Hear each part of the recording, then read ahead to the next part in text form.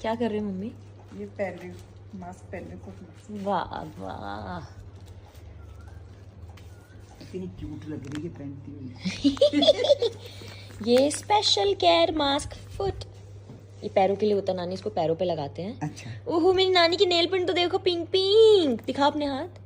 क्या है हाथ मेरे, अब तो क्या बचा मेरे हाथ। इसको ये बोलते तो हैं के। नानी आप लगाओगे? नहीं, क्यों?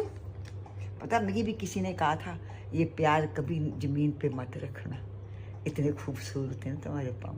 वाह, किसने कहा था? अब नहीं, नाना जी ने या? नहीं कि वो तो पता नहीं किसी औरत ने, किसी लेडी से, मुझे याद नहीं है। अच्छा। और जमीन में मत रखना को बड़े खूबसूरत है। आए आए, सच बता, पर इतने खूबसूरत तो मेरी नानी सच में बहुत। आपकी नानी पुरानी फोटोज मुझे देना, मैं इनको दिखाऊंगी। ठीक है, ठीक है, एल्बम पे है। हाँ तो देना देना। सब पूछते भी तो पुरानी तस्वीरें